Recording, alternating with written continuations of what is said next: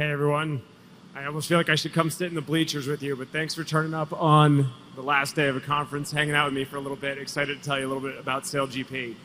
So for those of you that don't know what SailGP is, we're an incredible racing platform. Think F1 on water.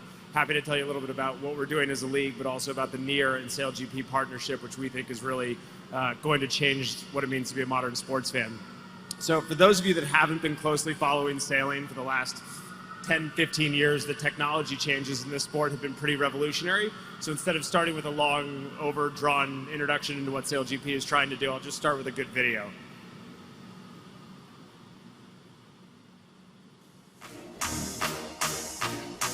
And here they are at gate number 3. That one branded NEAR in recognition of SailGP's new global partner, a really cool blockchain technology.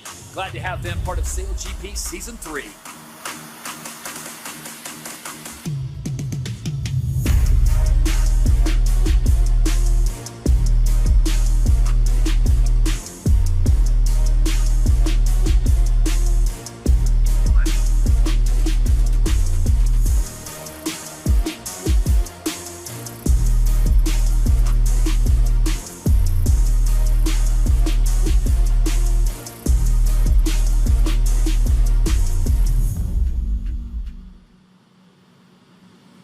So SailGP was founded in 2019 by Larry Ellison of Oracle and Sir Russell Coutts, the most decorated sailor of all time. He won multiple America's Cups, he won an Olympic gold medal, and the two of them had a vision for how you could change the sport of sailing. So in that video, you just saw hydrofoiling catamarans that go about 100 kilometers per hour. That's about 60 miles per hour for all of us in the States. Highway speeds, no brakes, no rear view mirrors. So they are absolutely pushing the cutting edge of what you can do on water from a racing perspective. We've set multiple world records. We have the fastest racing on water. In addition to that, we also own our entire technology stack. So when I get to what we're doing with NEAR and why our partnership with them is really exciting for SailGP, important to understand that what we're designing from scratch is really revolutionizing, not just sailing, but really racing more broadly. And then we are the world's first carbon positive sport. So we have an incredible platform really designed to leave a long-term legacy, not just for our fans and participants, but for future generations. From a technology perspective, our CTO, Warren Jones, and that team have designed our F50 boats from scratch. They go up to 100 meters tall. That's a fixed wing that you see there on top of the hydrofoiling catamaran. So our sailors sit about 15 feet out of the water, again, going at those 60, 70 miles an hour in high wind. In addition to that, we have about 30,000 data points per second per boat. So over the course of a year, you're looking at about 80 billion data touch points in between our fleet. That's managed by our partners at Oracle. So the Oracle Cloud helps us take all that data in real time and distribute it to broadcast partners around the world. We're broadcasting 191 markets and get that content to people in real time and live. And then we also use really innovative partnerships with platforms like T-Mobile 5G, where we're getting data off those boats, again, in real time, ultra low latency, to change how fans can consume our content and what they can see when they're at home watching. In addition to all the great work we're doing on tech, I mentioned that we're the world's first carbon positive sport, which we're incredibly proud of. So we see ourselves as a vehicle to be better sport for a better planet. This is very much part of Larry Ellison's vision to be a legacy sports property. So we're not looking for short-term opportunities, brands, partners, logos. We're really looking at how we create something from scratch that captures everyone's attention and imagination. We've just started our 3rd season, so incredibly exciting that we have an iconic global calendar. So again, think F1, where we go to these destinations all around the world and we take over, partner with local governments, local tourism boards, local communities to create fascinating one-off experiences from scratch. So we race everywhere this year, from Saint-Tropez to Singapore, San Francisco to Dubai. Incredible destinations, ultra luxury experiences for some of our partners on water, but we're also seeing an opportunity to attract a new generation of sports fans. From a team perspective, we have 10 of the world's most competitive teams, and I'm going to get onto where we partner with NEAR in a moment, of the addition of the 11th team, which we've announced we are going to sell to a DAO. So some really exciting work in terms of the Web3 integration with our partners at NEAR, but these are 10 teams, male and female athletes, pushing the cutting edge of how fast you can possibly go in close proximity racing on a craft on water.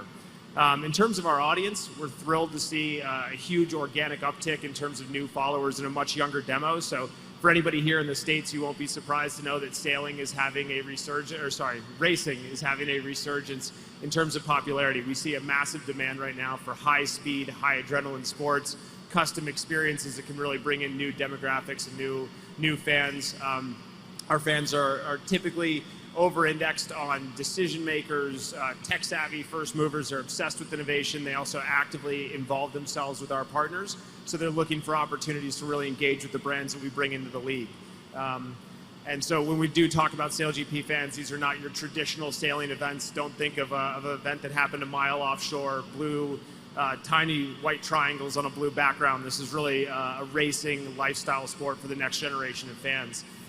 We package all that together with some incredible partners like Oracle, Rolex, T-Mobile, Red Bull, that all become part of our ecosystem for activating this next generation of fans. And you'll see that we have as many brand partners as we do purpose partners. So we're partnered with the UN, we're partnered with a bunch of other really incredible platforms like Parlay that are helping us hit our sustainability goals.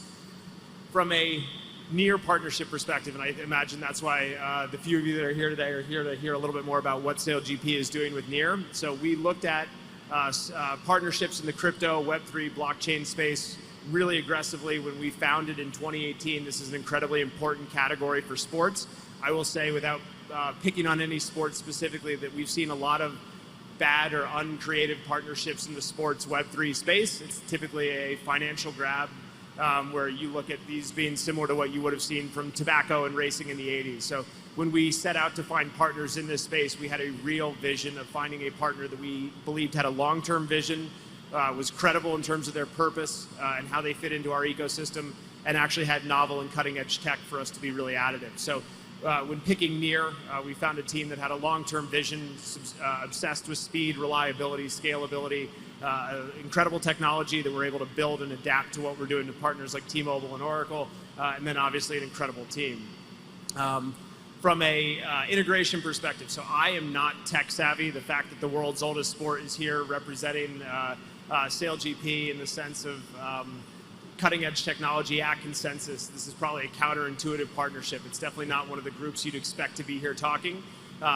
We see an absolute need for real world use cases. So when we look at crypto adjacent communities like myself, like our fans, we're trying to find entry points for people to have experiences, things that they know and understand, and use that as an entry point into whether it's NFTs, whether it's into a DAO, whether it's into Web3 experiences. How do we become a vehicle for people to find that for the first time? So there's two areas of focus that we have between Near and SailGP that we're really excited to talk about. One is the announcement that we are selling one of our teams to a DAO. Anyone that has followed this space has seen the incredible progress that's happening in the idea of community ownership, and we see this as being a truly revolutionary change in how fans can interact with their teams, their athletes, the sports that they are deeply passionate about. And then from an NFT strategy, we really wanted to make sure we were emulating some of the sports that we thought were doing interesting work, like the Australian Open. Their NFT platform, I'd say, is the best in class, followed closely by some of the great work that the NBA and others have done. But what we don't want to do is have an image bank that we're recycling for short-term monetary gain. We don't believe that that's additive to our fans. We don't believe it adds value to our partners. So we're really looking at our NFT strategy as being built into our technology from a ticketing perspective and from an activation perspective. So the DAO is a concept that I'm sure many of you here are familiar with, and we've looked at a lot of other ideas, Kraus House, Broncos DAO, a lot of really, really innovative work, Lynx DAO, Motorsport DAO in the sports space. The one caveat or catch to all of those incredible programs is they are community-led first, so you don't have a seller on the other end that is willing to sell you a team or a franchise. That is what we are trying to change. So when you look at modern sports ownership, I don't know if anyone in the room was given the opportunity to participate in the sale of Chelsea last week or the Broncos team. These are incredible institutions, but they are not looking to layperson individuals to join the incredible financial opportunities of owning a traditional sports club. SailGP is a wholly owned entity backed by Larry Ellison, so we are fortunate to have the opportunity to innovate in this space and look for what it means to be authentically involved in everything from team management, the financial strategy. So when we sell a team, a SailGP team, to a DAO, they will have the exact same participation agreement as our other teams that have been sold, and they will have the same rights, the same opportunities to set strategy for that team, pick the team's commercial partners, their locations, and their what they really stand for from an athlete perspective. So this could very much be the world's first entirely led female sports team competing on the same platform as some of the world's best sailors, and those decisions will really be decided entirely by the Dow. We announced this in March, so we have a lot of work to do, but we will have a Dow-owned team on the water for the start of SailGP Season 4. So again, we think this will set the precedent for what it means to own sports teams in every league all around the world following our delivery of this team at the start of Season 4. There's a lot of regulatory complexity. I'm happy to talk to anybody here that has interest in this space more specifically, how we're handling some of the Reg D, Reg S, all those challenges in the U.S., but we are committed to delivering this, and we're fortunate with NEAR that we have a partner that we think can help us navigate that. From an NFT perspective, I touched on this a little bit of how we're trying to make sure that these are additive experiences. They're not just, again, a recycled image bank that you would see in some of the other traditional sports properties. So we're looking at everything from custom experiences. How do we get somebody in this room onto an F-50 boat with an America's Cup winning sailor? That is going to be built into the idea of community ownership. So when we look at our funnel and where we want these to exist, it's everything from some of the collectibles, some of the other areas that you're seeing, but what we really want to do is make sure this is accessible to a new audience. So SailGP is actually in partnership with NEAR launching an NFT art gallery that will be on site at all of our events. This is a very Web 2 traditional experience that I'm sure you have all had before. You've walked into an art gallery, you've met artists, you've talked about really interesting art in the room. We are going to have that all the way through to acquiring your first NFT, something that ties back to the local communities that SailGP races in. So we think really interactive, engaging opportunities like that are a unique opportunity to bring new folks into Web3, into the NEAR ecosystem.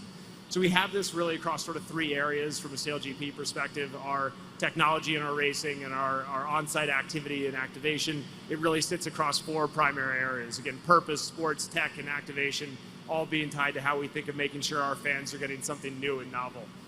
Again, we are a super visual sport, so I'll end this with one more video, and then would love to just take any questions if anybody has any about SailGP or NEAR or where we're going from here. What is SailGP? It's high speed, high tech, high impact. 11 global events and an intense battle between 10 nations. Identical F-50s driven by the world's best and powered by nature. Look at those speeds, dipping into 90 kilometers an hour. Competing on a level playing field where boat data is shared and talent actually matters.